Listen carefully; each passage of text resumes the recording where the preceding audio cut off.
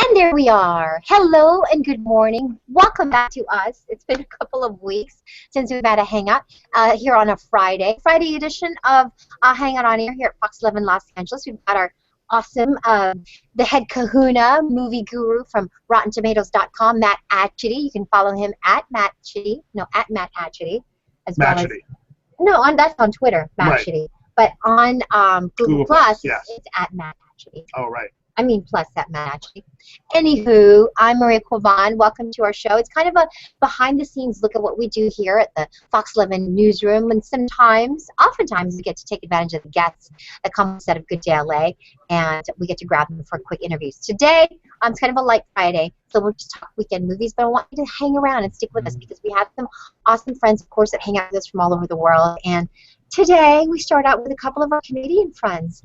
Gorgeous Canadian friends, I might add. Cher is hanging out with us from Toronto, and her partner Lori. They have a show that they have here on Google Plus. I think it's called the Lori and Cher Show, no? Or is it the Cher and Lori Show? No, the Lori and Cher, Hacking into Awesome. The Lori and Cher Show. So you should check it out, you guys. Captain, also from Canada, joining us here today, and Hector from the Inland Empire. And happy early birthday to Hector, who's going to be celebrating his birthday.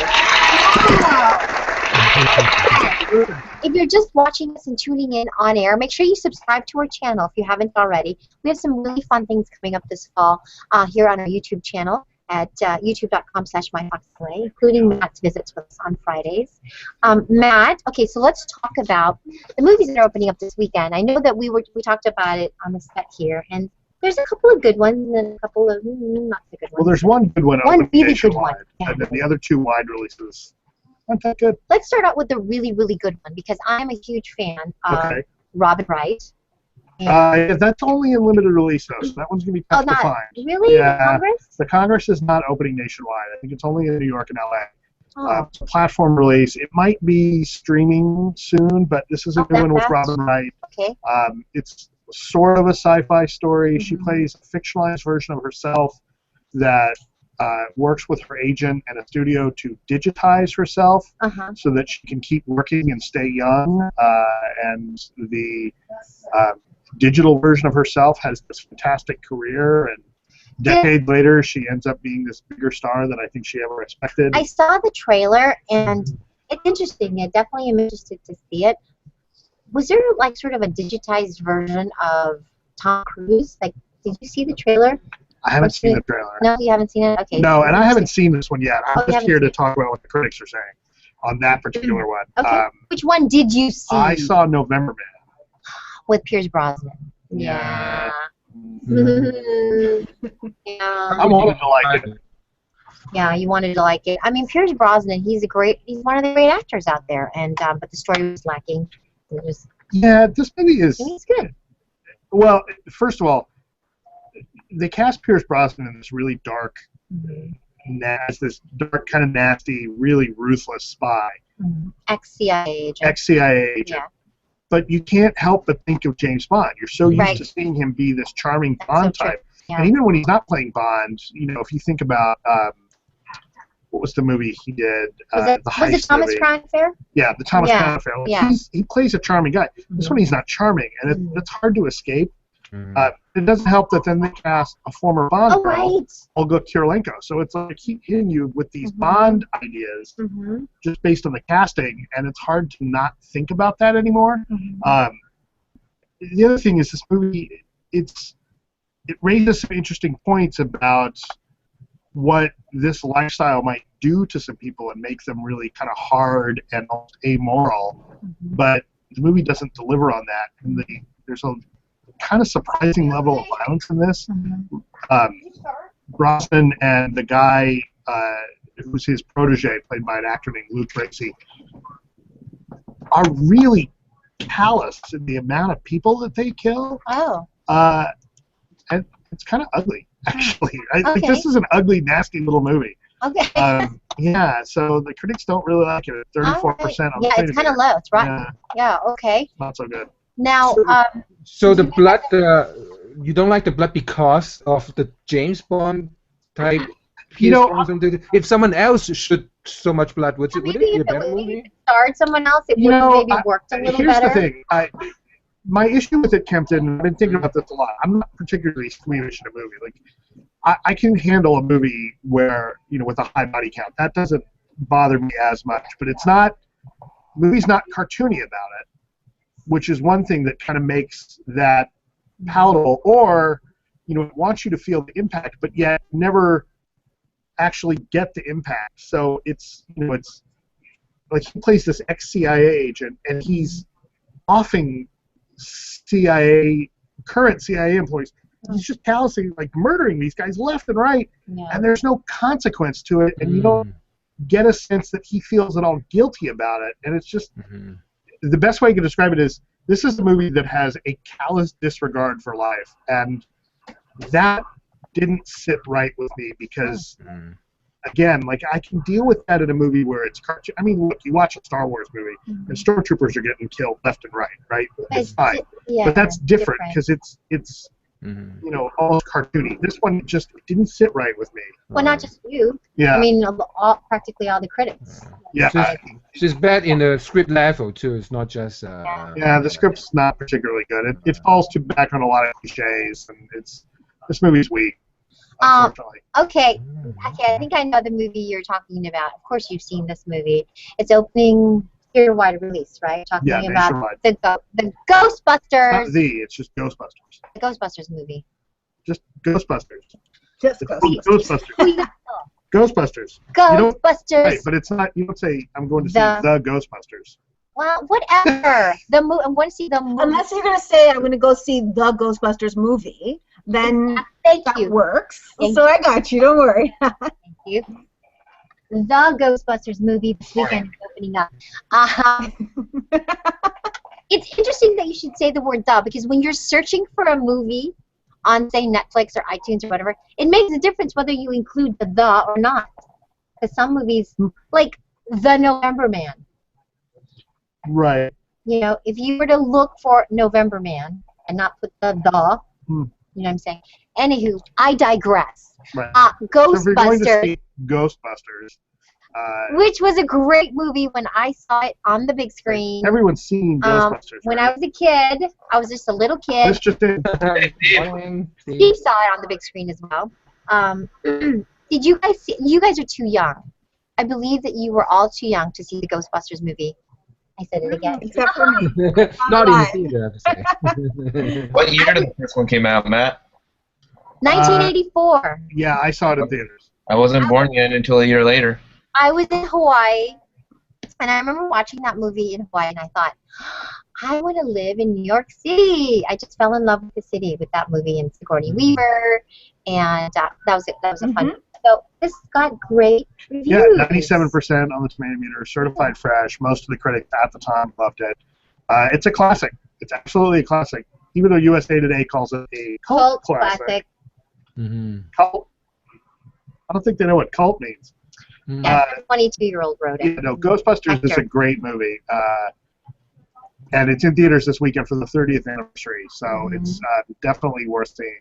So to you, it still works and it doesn't age the movie and all the elements. No, I don't think it ages that badly. I think it absolutely holds up. There's not a lot going on there. The effect. I'll be curious. I haven't watched the effects on the big screen in a long time.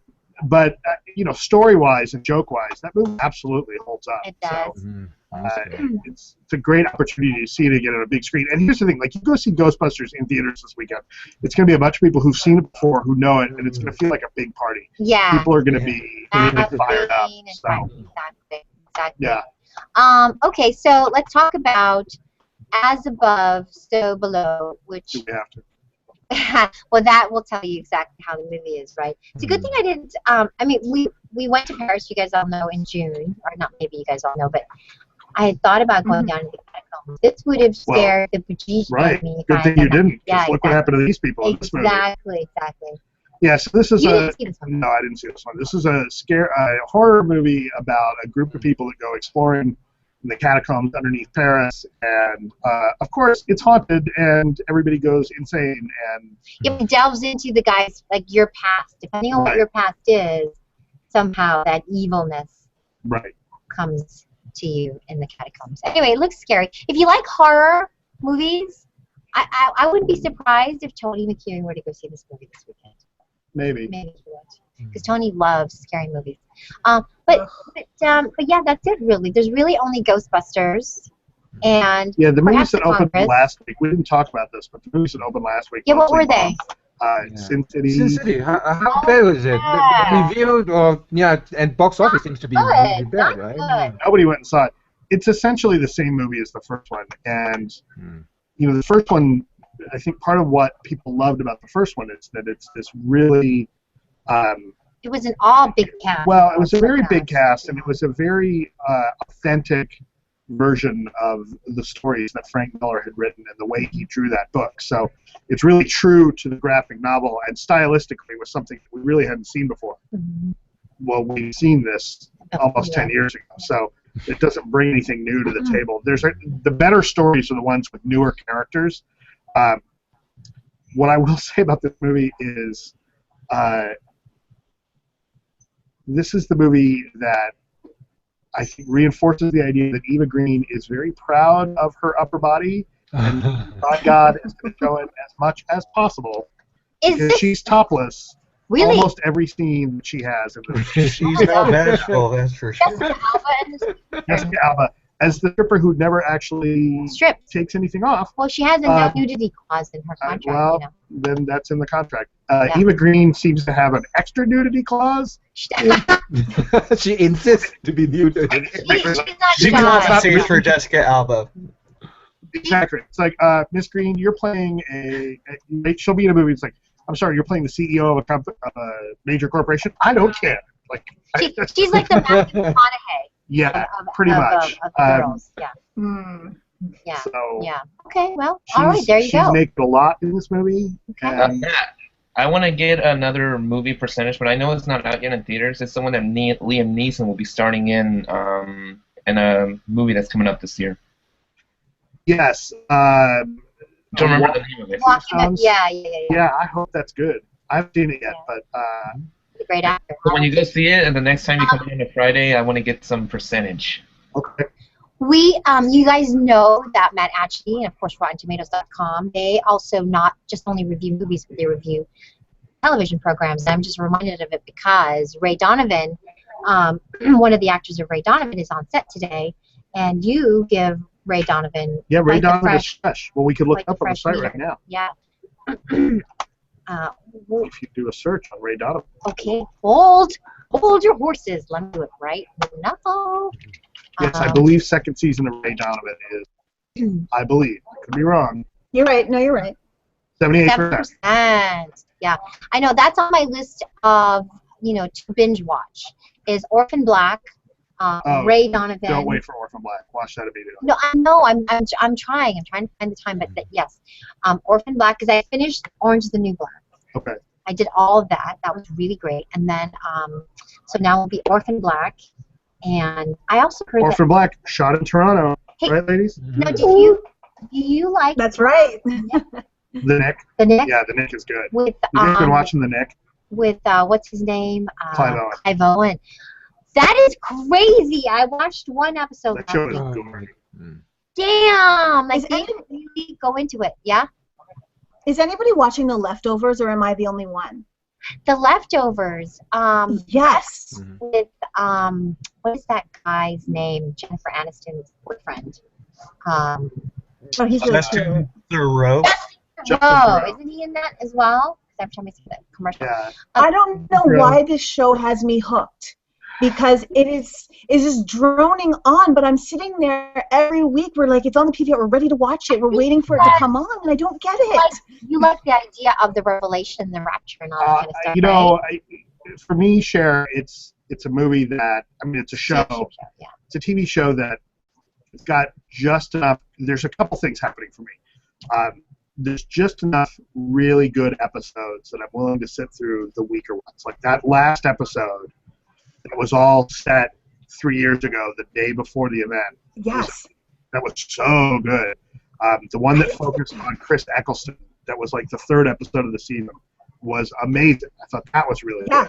There's some episodes that don't do anything for me. That being said, I find myself really emotionally invested in Kevin Garvey as a character. Yes. And I think partly because here's a guy who it seems like at every turn on almost every aspect of his life, he's just trying to do the right thing. He's trying to do what he thinks is best. And no one seems to get that. And no one, like everyone isn't necessarily consciously against him, but like nobody listens. And I just sense this towering level of frustration for him. I guess I personally identify with that because that's what my life feels like. No one listens and understands and believes. I'm just so fascinated. Yeah. Yeah, I like the idea of that. Yeah, I think that there's some weakness like in Left Behind. Yeah, I think that, part of the problem, like, I don't necessarily trust Damon Lindelof as the showrunner because I think he throws a lot of red herrings in that I don't think he needs to. But for the most part, I like it. I like Justin Theroux. I mean, I think the cast is doing a great job. So, I'm curious to see where it's going to go. I don't think we're going to get the answers that anyone actually wants in this. I think it's more about how people deal with this kind of stuff. And that's what bothers me is I feel like the show is giving us hints that there's going to be some answer and people are going to be bent out of shape because you're not actually going to get the answer as to what happened to everybody. I love that you're reviewing television shows, by the way. I look at this now. Outlander is good. Have you seen that? I had that free preview of Stars, and I only watched the first episode, and I didn't watch any of the rest of it. Yeah, that was pretty good. I like those. Is that the time travel nurse thing? Yeah. Yeah. I interviewed that cast in San Diego. At Comic-Con? Yeah, they're very tall. She looks tall she is tall. On the show. She's like probably 5'10", 5'11". yeah. Close to 6 feet. She's 6-something with the heels on. Oh my gosh. Well, anyway, that's a good show too. But I got to check out. Yeah, that's my takeaway. They're tall. But I do have to check out Orphan Black and. Have you seen Sherlock? The Emmys winning Sherlock? The I haven't got caught up on Sherlock yet. No. Sherlock is really good. No, I haven't seen. I know you love Sherlock. I got to see it. Did you watch the Emmys? I did watch the Emmys. What did you think? It was kind of, straight and the same shows over and over again. Like, I'm kind of over it. Like, I can't believe shows like Game of Thrones or House of Cards, just the same thing. Like, mostly. Bang, I mean, Modern the shocking Family. thing was that Tatiana Maslany. Yes. We have Laurent. We have Laurent from his hospital. Hey, Laurent. Oh my God, do you remember Laurent? Laurent. Good morning. Laurent looks like a supermodel. He's also himself. Laurent, are you still in the hospital? Oh, I muted you for a second. Laurent, can you unmute? He's still. Last time you talked to him, he's still in the hospital. Yeah, he's on his mobile. He's still recovering. If you guys don't know, our friend is in Paris. Hey, Laurent. Hi, There he is. Comment allez-vous? I'm here. Comment allez-vous? Bien, merci. Merci. Could be better. I'm okay. Yeah. Can we do a quick question? Your heart, you or do you still have the other one? I'm sorry, Maria? Do you still have the machine part or do you have a new one? No, I still have the machine for now. All right. It's so good to see you, Laurent. I want to catch up with you in just a second, but I'm going to finish up with Matt Atchity here. I have to go on the set. As you guys know, it's 9 o'clock, and I have to do a quick hit on the set, but I'm going to say goodbye to Matt. But you're going to be here for just a minute, and then you have to run, yeah? Then we can catch up with Laurent and everyone else in the Hangout. I'll be right back. Can you read Chris's comments? Yes. And then I'll be right back, you guys. Okay. Chris Kim writes, was shocked to hear A&E isn't renewing Longmire. I actually didn't know that till just now, even though it's been the leading scripted show in the history of the network. I'm surprised to hear that. Sad to see such a well-done show get dropped. Hope they find a new, better home. Chris, you're right. The problem is scripted shows are more expensive than reality shows, and you see a lot of the networks like to do the reality shows because they're cheap, which is not good. That's terrible. But partly that's because I don't really like them. Because of this, I really hate the reality show. They're just so cheap and make so much. I guess a lot more money than the scripted show. I mean, well, you have to make less money. That's the thing. Like it's they probably like at most a third of the cost. I mean those are much cheaper. So if you don't have what that tells me is that the ratings for Longmire, it's not be able to get the money paid for that show, which is unfortunate. Because that is a good. What I've watched of it, that's a good show. Do you think we'd be able to survive in Netflix or something like that, or even Amazon? Yeah. Maybe it depends. If money makes sense. I keep seeing the push that there was that April Fool's thing from either earlier this year or last year, but I know that there's talk of the fans always talk about trying to get Firefly on either Netflix or Amazon. I don't know that that's going to happen anytime soon, because that's as opposed to something like Arrested Development, a sci-fi show that's going to get a lot more expensive. Yeah. And with Firefly, it's also the cast too, right? I suppose the casts are all individually famous and doing their own shows. I mean, it would be hard to. It would be really hard to get Nathan Fillion back for that. It would be really hard to get Summer Glau for that. Between Fillion and Summer Glau and Adam Baldwin, who all now have well, maybe not Summer Glau, but Nathan Fillion and Adam Baldwin have their own series now. So trying to get them to clear the time for that's extremely unlikely. So, Fillion would have to quit Castle, and I don't think that's going to happen. The best we could probably hope for would be another movie. I'm not sure that's going to happen either, which is too bad. That being said, the Firefly comic that came out earlier this year called Leaves on the Wind for the Firefly fans, that was a pretty solid comic. So if you want more stories about those characters, there was a short-run, 5 or 6 issue series that was written by Zach Whedon that gives you a little bit more about the characters. So that might be worth it. Yes. Do you see with Rotten Tomatoes, do you see them growing, as far as the site is concerned, do you see it growing to reviewing YouTube series, like direct to YouTube series? As that platform is growing and you're seeing the amount of subscribers that some people have, and they're literally racking in views that some shows wish they had, and I mean they're mainstream television. Do you see Rotten Tomatoes growing to something that's covering YouTube-based series that are doing like gangbusters, like they have maybe, millions of subscribers, 2-3 million, maybe more, so?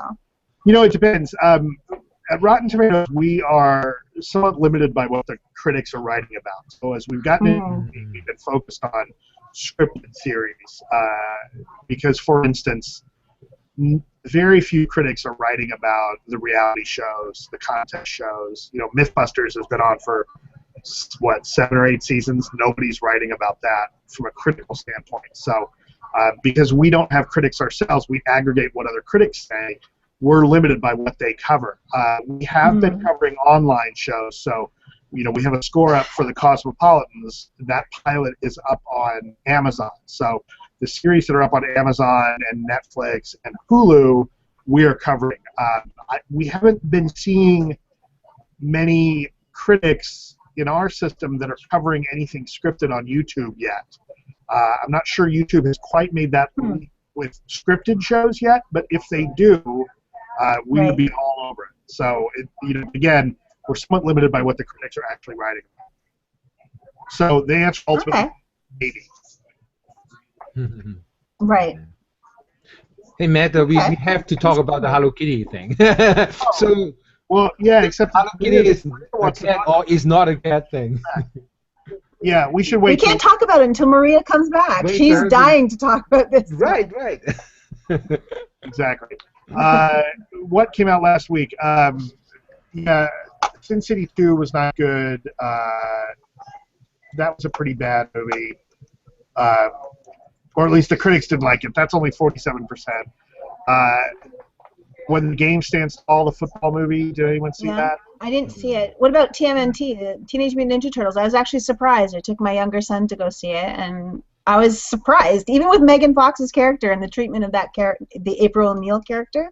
I was like, okay, wasn't that bad? What did you think? I didn't like it. No? No, I didn't like it. Yeah, I didn't like it. I felt like it's just like I didn't like the way the turtles looked. I didn't think it was a particularly fun movie. Hey, Anthony. That could be They look like Ninja Turtles on steroids, like I told Matt about it last time. Yeah, I didn't like it all that I much. was expecting so much worse. So, you know, when you go in with really low expectations, and I was like, okay, it's not bad. I didn't think it was great. I wouldn't recommend it, but I was just surprised that it didn't meet my expectations of being so low. So I have seen worse movies this year. How's that for damning with faint praise? Yeah. Yeah, that was not a good one.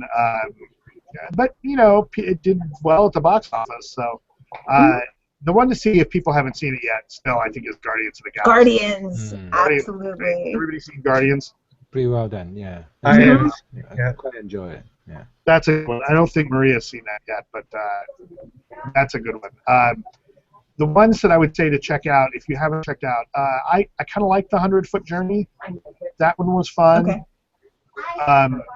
Startup is a new movie in limited release. That's good. What else? The Congress, which we talked about, is pretty good. Ghostbusters is great. Yeah, you know, it's the end of the summer. Here's the thing, like, we're in end of August, early September, and August is when the studios kind of dump the movies that aren't quite good enough to be summer releases. September's going to be really ugly. Like, the release, like, I don't think there's anything big opening next week. Movies are getting really ugly this next month. So. Are you going to be in Toronto? I am not Are going you to go going to to be in Toronto. Toronto for TIFF? No. No, I'm not, unfortunately. I'm going to be in New York for New York Comic Con in a couple of months, but. Oh, boo-hoo! That's so boring and awful. All right, so we didn't talk about this because we were waiting for you. Oh, okay. What? Hello Kitty. Are you a fan of Hello Kitty too? Seriously, all of my childhood memories are out the door now because I grew up on Hello Kitty. I had the pencil case, the Hello Kitty pencil case, the erasers, the pencils, the little book bag, makeup bag. I grew up on Hello Kitty. So that was kind of crazy Hello Kitty's hearing not a that cat. Hello Kitty's not a cat, number one, and she's a British girl in 3rd grade. Hello? Kitty. Yeah. Her name is Kitty something else. I can't remember. And she has a twin.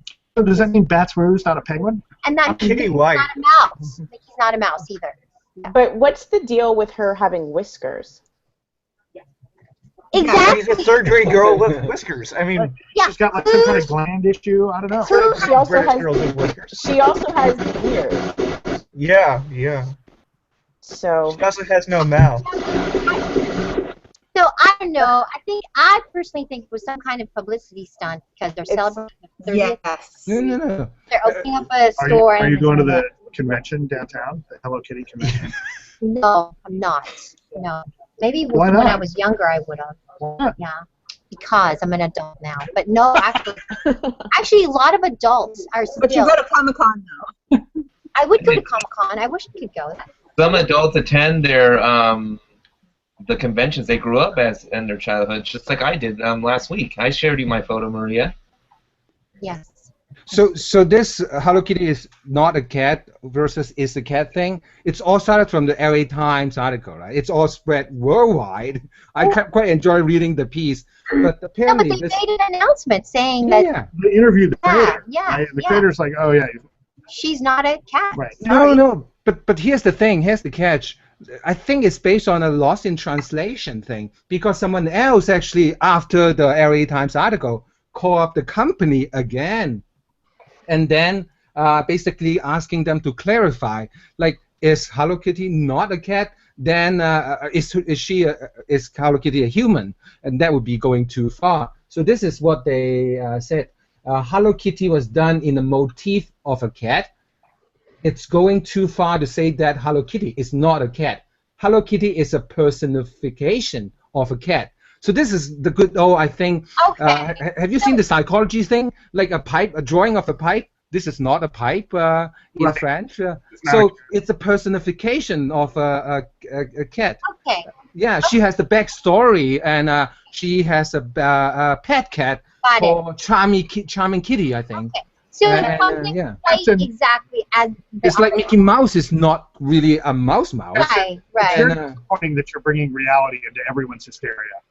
Thank you, Kempton, for setting Hey, non-story. this guy did a really good research on the backstory when Hello Kitty first came out. It's just Hello exclamation mark and then the kitty. It's not Hello Kitty. Yeah. So 1974, yeah. And you know, it's inspired by the kitty Alice in the Wonderland's cat. No. That's Kitty. So I mean, that's where the British origin came from, right? Oh, And, darn. Laurent just dropped out of the Hangout. I wanted to talk to him. Oh, well. Okay, you come back. He's waiting for you. Yeah. Okay. You can bounce. Nice to see you. See you guys. See you next week. I will See you, Matt. next week. All right. Have a good Labor Day Great to weekend. meet you. Okay. Bye. Bye. Love you. Bye. Okay, you guys. So I was hoping that we could have gotten Stephen Bauer in the Hangout because he was in the house, but we were told by his publicist that he had to run and all this kind of stuff, and he was this and that. But you know, I have sort of a love and hate relationship with publicists because some of them are really, really good, and some of them are really not so good. But That's very true. yeah, and I wish that their clients knew, but you know what? I don't know, whatever. But he was so nice. Stephen Bauer was so cool. He stopped. I asked him, you might go next time when you have time. He says, do the Hangout. He was really cool about it. I loved him in Breaking Bad, too. Wasn't he just so great? He played the bad guy. Did you guys watch Everybody Breaking knows Bad? I'm the bad guy. You're so bad. I hate Spielberg. Gosh. you. Anyway, Maria, where's Tony? Tony McEwen is in I'm sure he's in his underwear right now, doing shopping on Amazon.com because that's what he does on his days off. Okay. And, Tony's taking a long get off, and so he's I'm sure sleeping in the hour or shopping. Laurent is back, Maria. Okay, Laurent is back. But quickly to those of you watching on YouTube, I'm YouTubers. I'm gonna let you go. That's all we have today in terms of our guests. Come back and join us. Morning, Bill. And we'll talk to you later. Hi, YouTubers. Bye, YouTubers. Bye. Oh, subscribe. Bye, YouTubers. Subscribe.